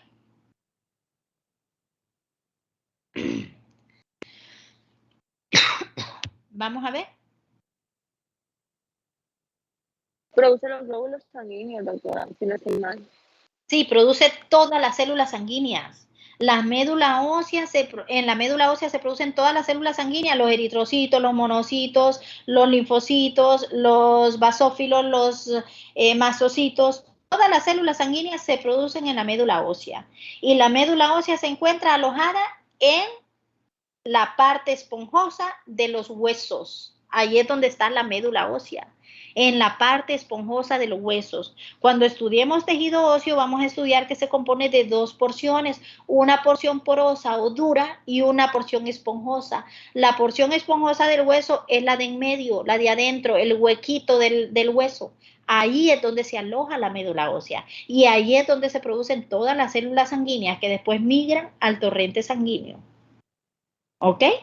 Entonces, estas células cebadas van a venir aquí de la médula ósea, de ahí se van a originar. ¿Ok? Y se caracterizan estas células cebadas, por supuesto, ¿verdad? Necesitan poseer múltiples gránulos que van a ser mediadores, que van a mandar señales. ¿Por qué? Porque intervienen en procesos inflamatorios, en reacciones dialérgicas. Entonces, estas células necesitan, vamos rápido, trabajen, vayan, infórmenle a los macrófagos, vamos a los linfocitos. Vayan, entonces ellas se encargan de sintetizar todos estos gránulos. Mire, posee todos estos gránulos. Ella es la que manda todos estos guardias de seguridad, ¿sí? Entonces, avisarle a los guardias de seguridad, más que todo, porque estos son los que le avisan, son mediadores. Entonces, esta sintetiza gránulos como mediadores primarios y secundarios, como la heparina, la histamina, la aril sulfatasa y factores quimiotácticos de eosinófilos y de neutrófilos. Y también sintetiza, ¿verdad? Posee gránulos de mediadores secundarios, como son los leucotrienos, los tromboxanos, las prostaglandinas, el factor activador de plaquetas, miren, la bradicinina, las citocinas, interleucinas, 4, 5 y 6. Hay una cantidad de interleucinas que luego las vamos a estudiar. El factor de necrosis de tumoral alfa, miren, factor de necrosis tumoral alfa también. Todos estos mediadores son los que avisan a los guardias y les dicen, hey, ahí viene un virus, ahí viene una bacteria. Entonces, ¿quiénes son las encargadas de eso? Las células cebadas. Vea qué importancia tienen todas estas células, que no están de adorno. Muy poquita la célula que anda ahí. Aquí les dejo una clínica que ustedes la leen. Ok, ahora los macrófagos. Miren, vamos a estudiar los macrófagos. Los macrófagos, ¿de dónde se van a originar? Se van a originar a partir de los monocitos. Estos monocitos, ¿los monocitos de dónde vienen? Acabamos de mencionar dónde se originan. De la médula ósea, atraviesan los capilares y adquieren un aspecto morfológico de macrófagos. Es decir, que los macrófagos son los mismos monocitos, miren. Es la misma célula, nada más que en diferentes fases de maduración. Así como hablábamos de los fibrocitos y los fibroblastos. Los fibrocitos son los fibroblastos inmaduros. Es la primera célula que se empieza a formar, pero que todavía no ha sintetizado matriz. Ya el fibroblasto es el que ya sintetiza matriz. Igual estamos aquí, miren, los monocitos y los macrófagos. Entonces, estos se originan a partir de los monocitos. Y empieza a formarse la célula monocito y todavía está inmaduro. Este monocito empieza a madurarse, ¿verdad? Pasa a otra etapa, una etapa de maduración y se convierte en un macrófago. Entonces, ya cuando un monocito está maduro, le llamamos macrófago, ¿sí? Cuando ya se especializa en esa función de ¿qué? ¿Cuál es la función de los macrófagos?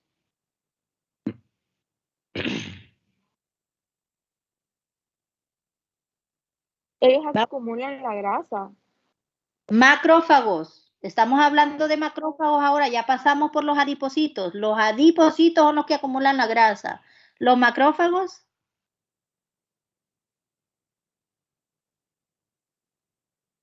No se les puede olvidar esa palabra clave, fagocitar. Fagocitan, comen. Fagocitar es comer. Estos son los que se comen los virus, las bacterias, las sustancias de desecho, los macrófagos. No se les puede olvidar porque son una célula muy importante en nuestro organismo.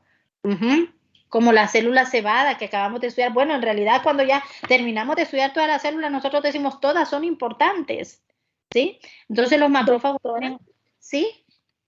Entonces, ¿cuáles fueron las células que tenían mayor fagocitosis? Los macrófagos. Es que también había dicho que se acumulaban en la grasa o estoy mal.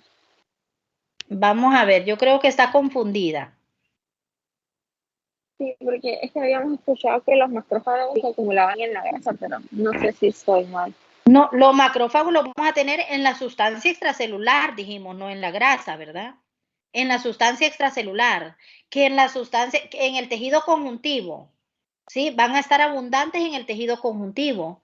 En el tejido conjuntivo dijimos que se acumula la grasa, que son los adipocitos. Estamos hablando de todas las células que encontramos en el tejido conjuntivo. Y encontramos fibroblastos, macrófagos, adipocitos, células cebadas.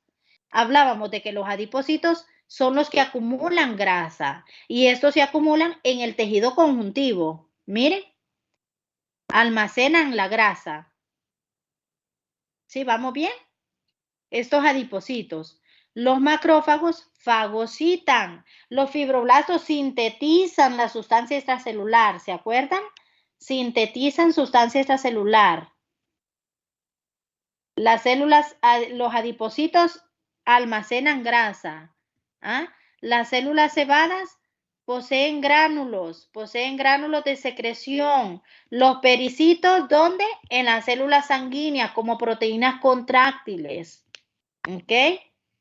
Las células cebadas poseen todos estos gránulos que avisan a los guardias de seguridad. Esos son los que dan las señales cuando llegan los virus, las bacterias. ¿A quiénes les van a dar las señales? A quienes se los van a comer, a los monocitos, a los macrófagos, a los linfocitos. Entonces los macrófagos son los que van a fagocitar y se acumulan, no es que se acumulan, los vamos a tener en la sustancia extracelular, en el tejido conectivo. El tejido conectivo es la misma sustancia extracelular. Entonces los vamos a tener en el tejido conectivo. ¿Cuándo se van a acumular y cuándo vamos a tener bastante macrófagos? Cuando hayan lesiones, cuando entre un parásito, un virus, un hongo, una bacteria a nuestro organismo. ¿Estamos bien? ¿Me explico? ¿O todavía no? No, sí, ya habíamos copiado mal, creo yo. Sí, nos habíamos confundido, pero gracias, doctora. Ok, está bien. Perfecto. Entonces hablábamos de que el monocito es una célula sanguínea, miren, se produce en la médula ósea. Ya aclaramos dónde está la médula ósea, ¿verdad? Entonces los macrófagos son células fagocíticas. No se les puede olvidar, relacionen macrófago con fagocítico, con fagocitar. Son fagocíticos, fagocitan, comen. Actúan como elementos de defensa, miren, por medio de la fagocitosis. Aquí se los dejo en la presentación, ¿sí? Participan en la eliminación de desechos celulares, comiéndoselos, miren. Juegan un papel muy importante en la presentación de antígenos a linfocitos. Ellos le presentan los antígenos a los linfocitos, que esta es la principal célula que nos defiende a nosotros, muy abundantes en el tejido linfoide. Cuando nosotros estudiamos tejido linfoide, vamos a estudiar los linfocitos también. Los macrófagos protegen al cuerpo contra invasores extraños. Tienen una vida media de 2 meses, miren. De tanto trabajo se agotan y se mueren. Trabajan muchísimo. Algunos actúan como células fijas y otros como móviles. Es decir, que tenemos macrófagos en tejido conjuntivo, pero tenemos macrófagos en otros tejidos. Es decir, que hay unos que están fijos ahí y hay otros que llegan al tejido conjuntivo y se van para otros tejidos también. Por eso son móviles.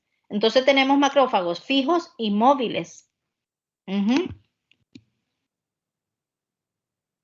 Son grandes, miden alrededor de 10 a 30 micrómetros de diámetro y tienen forma irregular los macrófagos. La superficie de estos macrófagos no es uniforme, puede cambiar. Es decir, que estos macrófagos que están más activos tienen repliegues en sus membranas plasmáticas. ¿Por qué? Recuerden que ellos están comiendo, están fagocitando. Entonces, para comerse tal vez una molécula muy grande, ellos tienen que modificar su forma de la membrana, se tienen que invaginar y comerse esas sustancias. Poseen muchas vacuolas pequeñas también. Tienen forma ovoide, como el núcleo de ellos es como forma ovoide, como arriñonado, miren. Como en forma de riñón, ¿ves? Un núcleo ovoide en forma de riñón. Les decía que tenemos macrófagos móviles también, ¿verdad? Y tenemos macrófagos específicos también.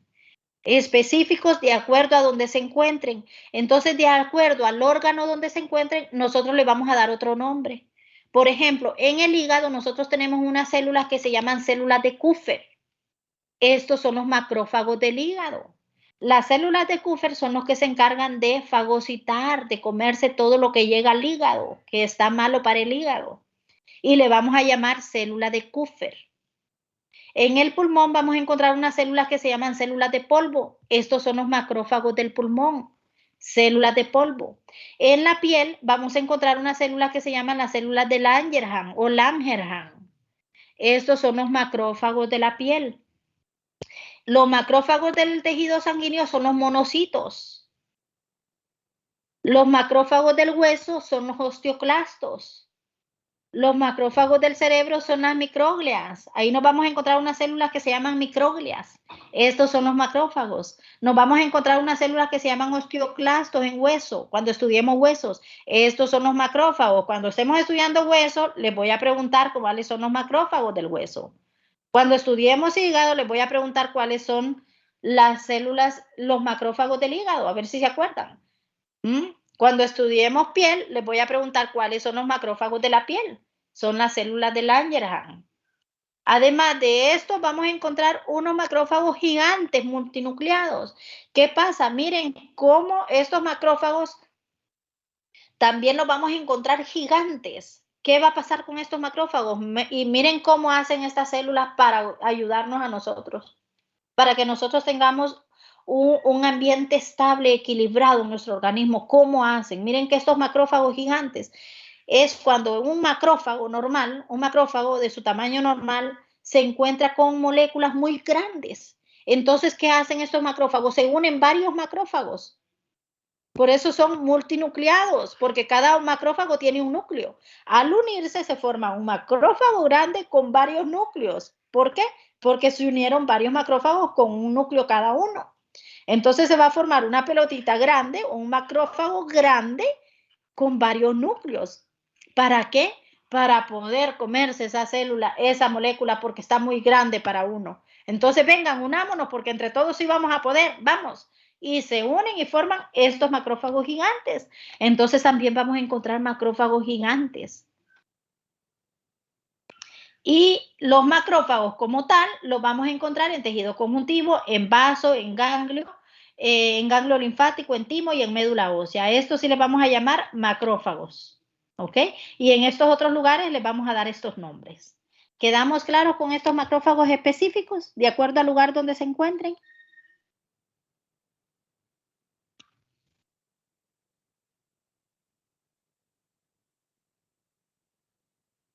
Perfecto, entonces vamos a pasar a las células móviles, que son prácticamente las células del torrente sanguíneo. ¿Qué pasó con estas células? Fíjense que estas células, los macrófagos, los fibroblastos y las otras células que están fijas en el tejido conjuntivo les avisan mediante señales y les dicen, hey, fíjense que viene una bacteria, vengan a ayudarnos. Y todas estas células llegan a ayudarles. Por eso se les llama móviles, porque se mueven. Entonces tenemos las células plasmáticas. ¿Qué son estas células plasmáticas? Estas van a derivar de los linfocitos B. Tenemos los linfocitos, que son células sanguíneas. De estos linfocitos tenemos dos tipos, un linfocito T y un linfocito B. Las células plasmáticas van a derivar específicamente de los linfocitos B y se van a encargar de elaborar anticuerpos. Mire, por eso estas también colaboran en eso, elaboran anticuerpos. Y estas las vamos a encontrar diseminadas en todos los tejidos conjuntivos, pero en mayor número las vamos a encontrar en áreas de inflamación crónica o en sitios donde van a penetrar sustancias extrañas y microorganismos. Es decir, que las vamos a encontrar distribuidas casi en todos los tejidos conjuntivos, pero en un número normal. Pero van a aumentar su número ya cuando existan estas lesiones. Entonces, su mayor función es producir y secretar anticuerpos. Tienen un periodo de vida de 2 a 3 semanas, miren. Se caracteriza por ser células ovoides con un núcleo excéntrico esférico. Aquí tenemos las células plasmáticas, perdón. Tenemos los linfocitos y los neutrófilos, son células sanguíneas. Los vamos a estudiar más detalladamente en tejido sanguíneo. Estos linfocitos se encuentran en cantidades pequeñas, en la mayor parte también de tejido conjuntivo.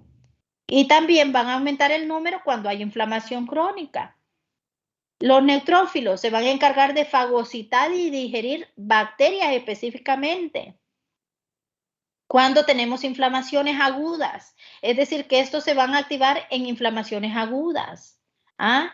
Cuando hay una infección bacteriana, por ejemplo, aguda en los primeros días, los neutrófilos van a estar aumentadísimos. Por eso mandamos el hemograma para ver cómo están los neutrófilos. Entonces dicen, hay una leucocitosis con predominio de neutrófilos. Bueno, yo ya sé que este paciente tiene una infección bacteriana, no es viral. Entonces hay que darle antibiótico. Por eso en el hemograma nosotros mandamos el hemograma completo y nos vamos directamente a ver cómo están los neutrófilos, a ver si están aumentados. Si están aumentados, nosotros decimos, ok, hay infección bacteriana. Vamos a tratar a este paciente con antibiótico. Tenemos los eosinófilos. ¿Cuándo se van a aumentar los eosinófilos? Igual.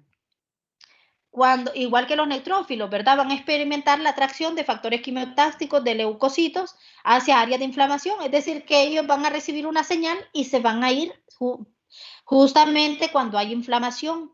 Entonces, los eosinófilos, ¿dónde van a combatir? Cuando hay parásitos. Por eso, cuando nosotros mandamos, ¿verdad? Un general de heces, nosotros nos vamos a ver cómo están los eosinófilos. O cuando mandamos el hemograma completo, vamos a revisar cómo están los eosinófilos. Entonces, si los eosinófilos nos aparecen aumentados, nosotros sospechamos dos cosas, o parásitos o un proceso alérgico. Cuando sospechamos parasitosis, mandamos general de heces o un cuprocultivo. Entonces, para ver específicamente cuál es el parásito. Si no nos aparece un parásito, relacionamos con la clínica del paciente, porque si el paciente nos dice, fíjese que yo padezco de rinitis alérgica, que no sé, bueno, ya no voy a estar pensando en parásito, ¿verdad? Sino que este paciente es alérgico, por lo tanto, me va a aparecer los eosinófilos aumentados. Entonces, los eosinófilos aparecen aumentados en un hemograma cuando hay procesos alérgicos y parasitosis. Los basófilos, estos van a ser muy similares a las células cebadas. Miren, hablamos de las células cebadas que poseían múltiples gránulos, ¿se acuerdan, verdad? Y estos igual van a liberar agentes farmacológicos, miren, en procesos inflamatorios específicamente, es decir, que también van a poseer múltiples gránulos. Esto lo vamos a ver más detallado en tejido sanguíneo, ¿ok? Aquí tenemos la clasificación del tejido conectivo. ¿Cómo lo vamos a clasificar? Ahorita describimos los elementos que encontramos en el tejido conectivo, ¿verdad? Todas las células que encontramos ahí. Ahora, ¿cómo clasificamos este tejido conjuntivo? Tejido conjuntivo embrionario, el del adulto y especializados. Por eso les mencionaba que todos estos también son tejidos conjuntivos, pero son tejidos conjuntivos especializados. Entonces tenemos el tejido conjuntivo embrionario, dentro de este tenemos el mesenquimatoso y el mucoso. Del adulto tenemos el laxo, el denso y el reticular. Dentro del denso vamos a encontrar el regular y el irregular.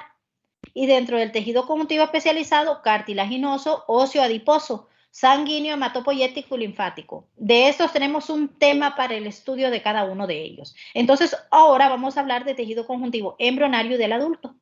¿Ok? El tejido conjuntivo embrionario mesenquimatoso.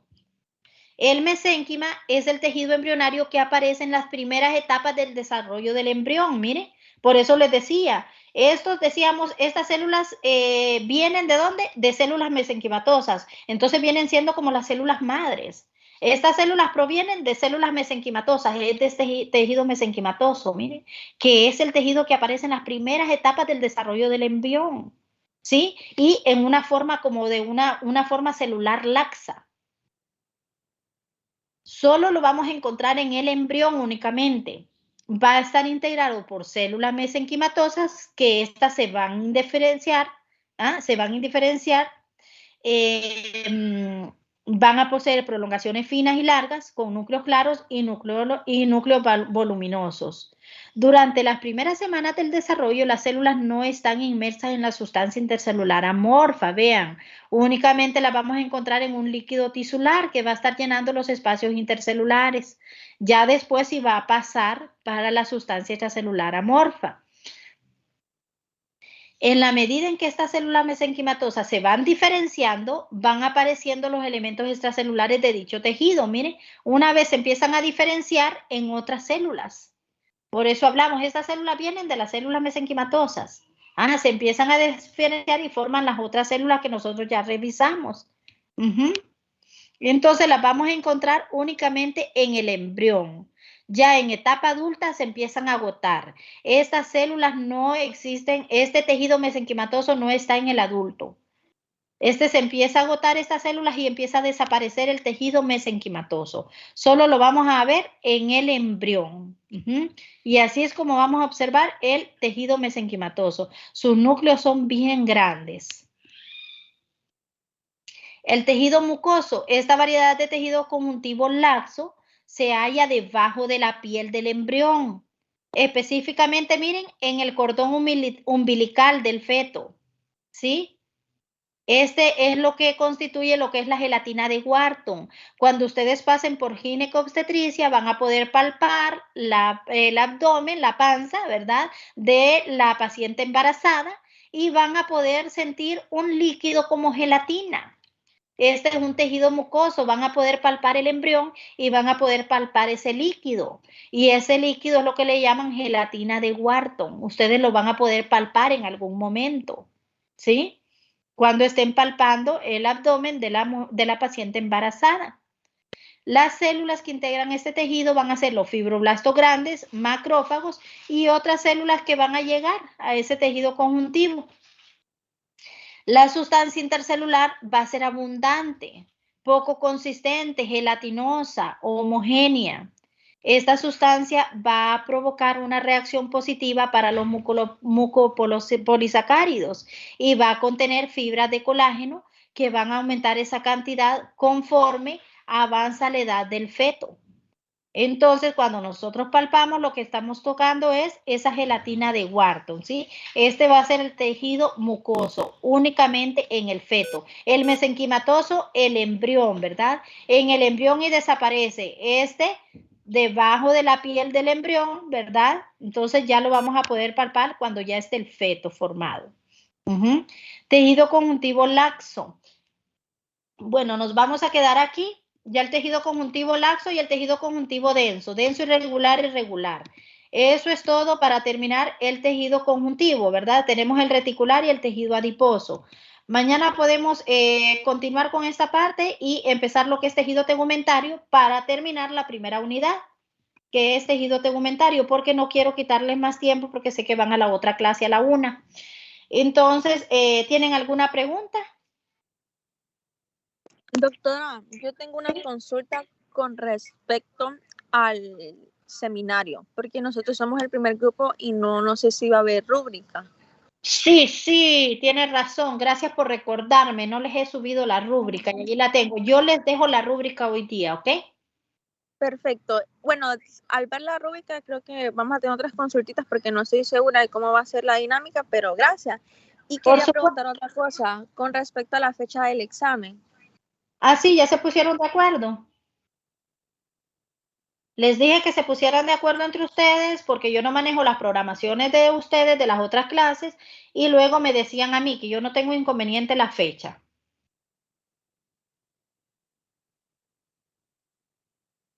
¿Ya ustedes se pusieron de acuerdo con la fecha del examen? Porque es posible que usted dice una fecha, pero el compañero dice, ah, no, pero yo tengo examen ese día. Doctora, Entonces, pues si no me equivoco, sí, todos estamos de acuerdo que sea el miércoles 10, no sé si a usted le parece. Sí, yo no tengo inconveniente. Permítanme, déjenme entonces el calendario. Ajá. Ah, ¿saben que se me olvidaba también? Ok, permítanme, miércoles 10. Ajá, está bien, el miércoles. Listo, eso sería pregunta de mi parte, doctora, gracias. ¿Todos están de acuerdo con el miércoles? Sí, doctora. Ok, perfecto.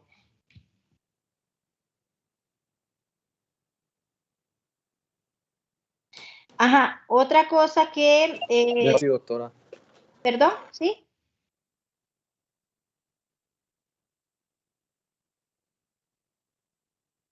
¿Alguien me dijo algo?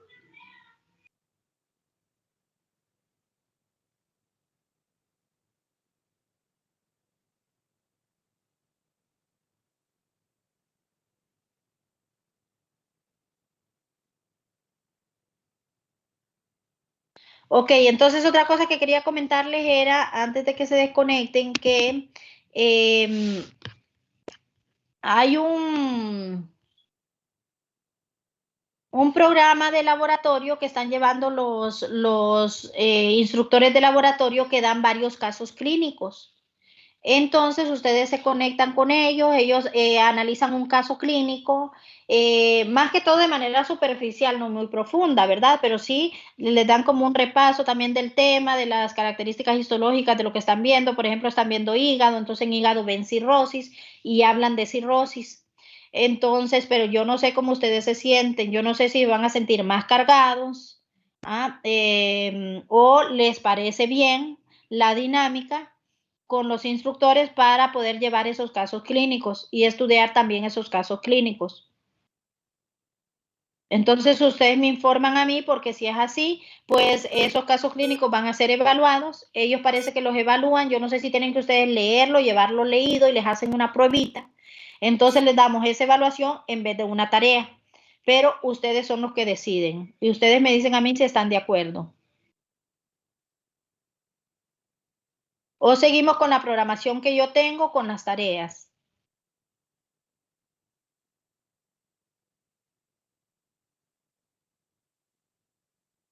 Yo opino que estaría mejor los casos clínicos, doctor.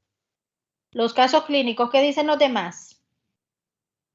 O sea, serían los casos clínicos en vez de las tareas, ¿o entendí mal?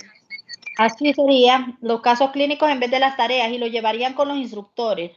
Ustedes se pondrían, ellos les dirían cuándo es que se tienen que conectar para discutir cada caso clínico. El caso clínico se los mando yo un día antes o varios días antes y ustedes lo tienen que leer, lo tienen que preparar y ellos los evalúan.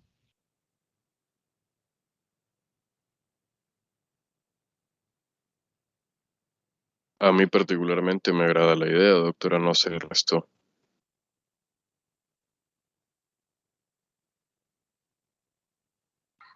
Perfecto. Entonces, igual manera, pónganse de acuerdo todos y me confirman todos al WhatsApp para hacer un consenso, ¿verdad? De la mayoría. Si la mayoría está de acuerdo, lo vamos a hacer y si la mayoría no está de acuerdo, no lo vamos a hacer. Entonces, me escriben en el WhatsApp si están de acuerdo y con base a esas respuestas, pues vamos a decidir, ¿ok? Entre todos. Perfecto. ¿Hay alguna otra pregunta más?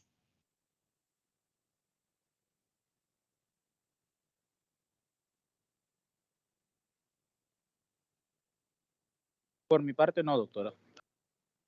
Ahora solo para... El examen siempre va a ser presencial, ¿verdad? Perfecto. ¿Perdón? El examen siempre sería presencial. Sí, el examen es presencial.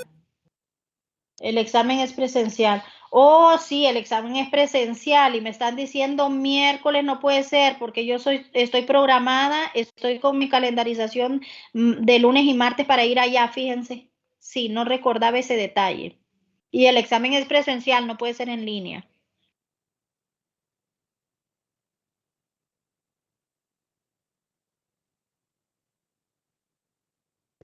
Bueno, entonces el martes. Sí, el martes.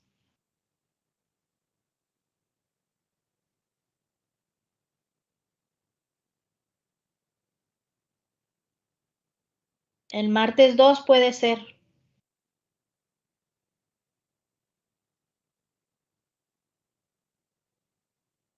Doctora, honestamente los días, bueno, a mí el día martes se me complica porque yo me quedo hasta las 9 a la universidad el día lunes. Y el día lunes voy a un examen de embriología, no sé los demás. Esto ya. Yo igual. Bueno, y el día, entonces, vamos a ver, martes, estamos hablando del 10.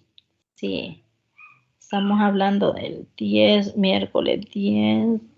Estamos hablando del lunes, martes, 8 y 9. 8 y 9.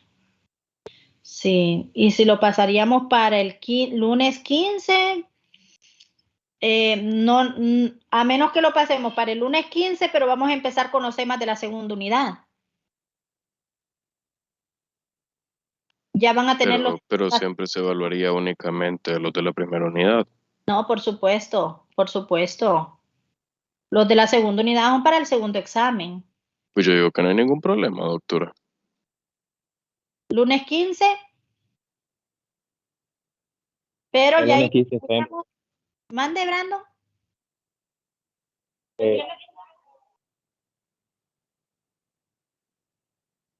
¿Sí, Brando? Sí, que ese día estaría bien. El lunes 15 estaría bien. ¿Y los demás? Tomando en cuenta que vamos vamos a iniciar los de la segunda unidad, ¿ok? No hay problema. Sí, el lunes estaría bien, lunes 15. Perfecto, lunes 15 entonces. Así quedamos. ¿Algo más?